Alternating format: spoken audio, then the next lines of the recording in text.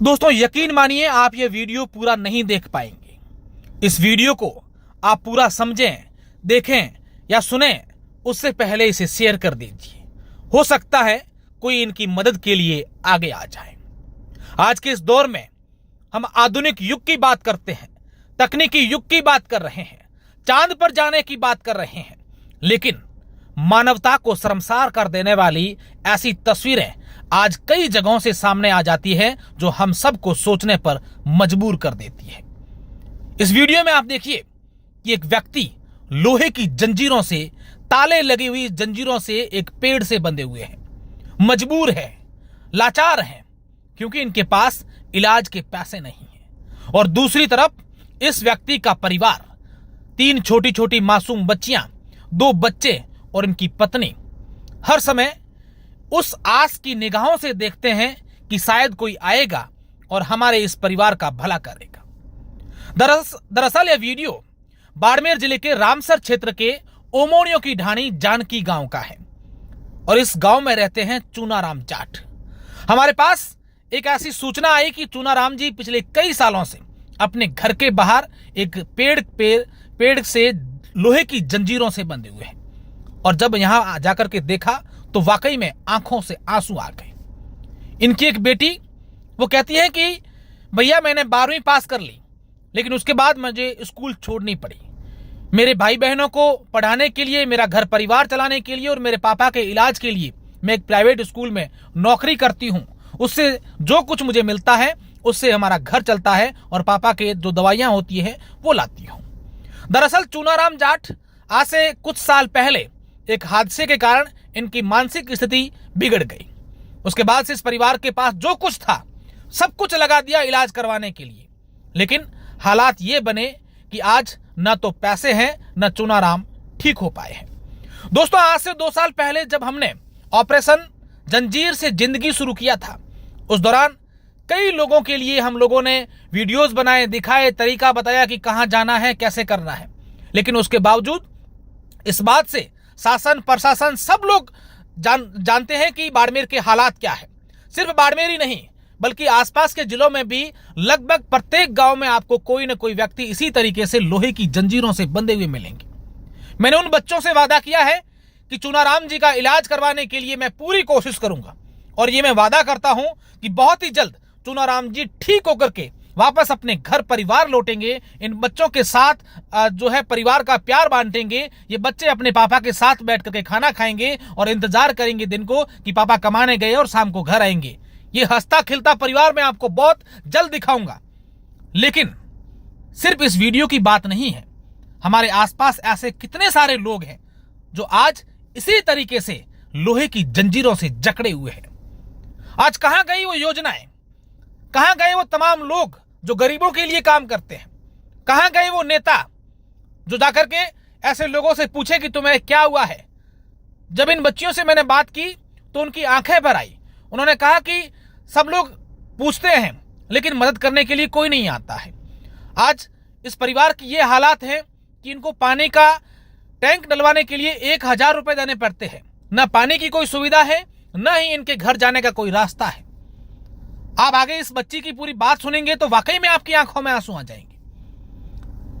Operation जंजीर से जिंदगी तक, इसके दौरान मैं आप लोगों को यही कहना चाहूंगा कि हम कोशिश करेंगे कि ये बात जहां पहुंचनी चाहिए वहां पहुंचाए और इसके लिए कुछ एक सरकार से कोशिश करें कि ऐसे कोई योजना या ऐसा कोई नियम लाए ताकि ऐसे लोगों की मदद की जा सके।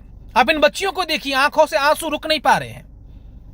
भला हम किस मुंह से कहें कि हम आधुनिक युग की तरफ आगे बढ़ रहे हैं, हम तकनीकी में बहुत आगे बढ़ चुके हैं, लेकिन दूसरी तरफ इंसानियत को, मानवता को शर्मसार कर देने वाली ऐसी घटनाएं सामने आ रही है जिस तरीके से लोग पशुओं को भी इसी क्रूरता से नहीं बांधते हैं, लेकिन मजबूर होकर के परिवार के लोगों को, अपने घर के मुखिया को इस तरीके से बांधना पड़ता है।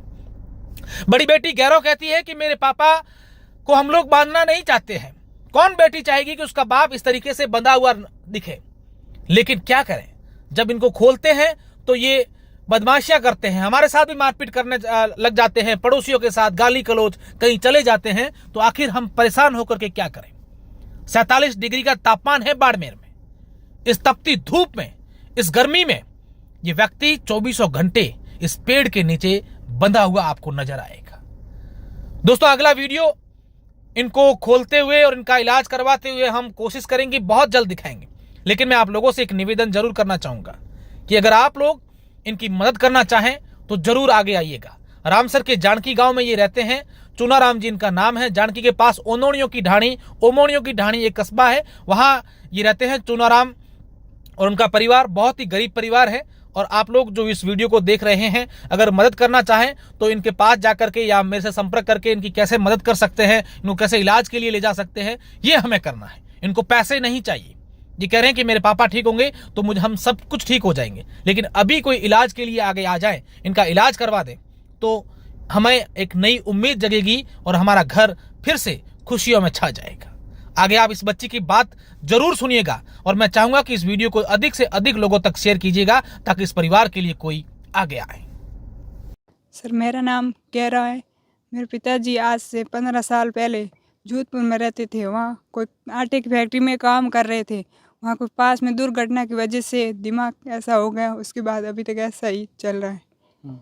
हम एक जोधपुर से लेके आए, 2-4 बार चेक करा के फिर भी ठीक नहीं हुए। कितने भाई बहन हैं आप लोग? हम 3 बहनें और 2 भाई है। भाई छोटे छोटे हैं? भाई छोटे, बहनें 3 बड़ी। तो ये उनको आपने बांध के क्यों रखा है अपने पापा को? तबीयत ठीक नहीं, दिमाग मतलब सही रहता नहीं है। घर पे किसी की मारपीट वगैरह होती रहती, तब बांध के किसी के भी मार देते, कुछ भी बोल देते हैं तभी। और क्या नुकसान करते हैं घर में जब खुले होते हैं तो? कपड़े भी नहीं पहनते और घर वालों पे मतलब ये मारने की जैसे भी करते हैं ना। किसी की मतलब ये मानते नहीं है, मानते क्या, इनका दिमाग में ऐसा ही है तब इस तो वजह से। गर्मी में, सर्दी में, बारिश में यहीं बंदे रहते हैं? बारिश में भी यही, गर्मी में यही। बारिश में सब में यहीं रहते हैं? हाँ। तो आप लोग स्कूल जाते हैं? बच्चे स्कूल जाते हैं आप लोग? सर मैं स्कूल जाती हूँ। मेरी 12th हो गई। अब मैं रामसर में एक प्राइवेट स्कूल में जाती हूँ पढ़ाने के लिए। हाँ, उससे हमारे मतलब आगे फॉर्म भी भरती हूँ, घर का कुछ भी रहती हूँ। अच्छा, आप स्कूल जाकर कमाती हो, उससे घर चलता है तुम्हारा? घर की कमाई यही है? हाँ, कमाई यही। भाई छोटे है। कितनी परेशानी होती है बेटा आप इस प्रकार के देख कर? लोग कहते मैं सादा फोन रखता है, सर बहुत दुख होता है, पर करे क्या। तो कोई आता नहीं? कपड़ा लान दीदी, वाह मेरे कुछ नहीं करना, मैं जोधपुर अपने आप चला जाऊंगा, मेरे को डरना नहीं, ट्रेन में अपना चला आता तो कोई नहीं, बोलते सबको है पर जाऊंगा। कोई मदद करने के लिए नहीं आते? मदद करने वाला कोई नहीं। क्या कहना चाहोगे तुम लोग प्रशासन से, मेडिकल डिपार्टमेंट से? कोई पूछताछ कोई क्या कहना चाहोगे तुम बेटा? सर, हम तो यही कहना चाहिए कि आप हमारी हेल्प करना और इनका इलाज वगैरह हो तो करवाना। तुम आगे पढ़ना चाहती थी लेकिन? हाँ सर, मैं पढ़ना चाहती हूँ पर मजबूरी की वजह से पढ़ा नहीं जाता है। कितने रुपए तुम्हें मिल जाते हैं वहाँ स्कूल से और कैसे पढ़ेगी? वहाँ पर सर अभी तक पढ़ाई पूरी हुई नहीं, बीएड हुई नहीं। 12th के बाद हमारी मैं पढ़ती थी, उस स्कूल के टीचर बहुत अच्छे थे, उन्होंने मेरे को वहाँ रखा है प्राइवेट स्कूल में, उसकी वजह से मैं अब वहीं जाती हूँ। मैं भी आया, आपके घर का रास्ता भी नहीं है, बहुत दूर धोरे पार करके जाना पड़ता है। पढ़ना चाहते थे, फिर 12वीं हुई, उसके बाद कोई पढ़ने की सुविधा थी ही नहीं। एक फॉर्म भरो, बस वह भी कहाँ से भरो, सुविधा उपलब्ध था नहीं। फिर मैंने सर को बोला, उन्होंने मेरे को प्राइवेट स्कूल में रखाया। उसके बाद से मैं खुद पढ़ती हूँ और घर पे भी कुछ होता है तो छोटे बाप के भाई बहन है वो पढ़ते स्कूल जाते हैं?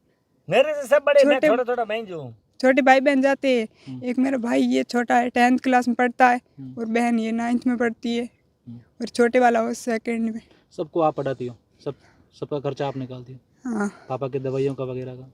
हाँ सर, मैं ही देती हूँ, पर वो सरकारी में उनमें खर्चा इतना लगता नहीं है, फिर भी करते हैं हम जैसे जैसे। अब आप क्या चाहती हो? पापा को ठीक होना है? अब हम यही चाहते हैं ठीक हो जाए।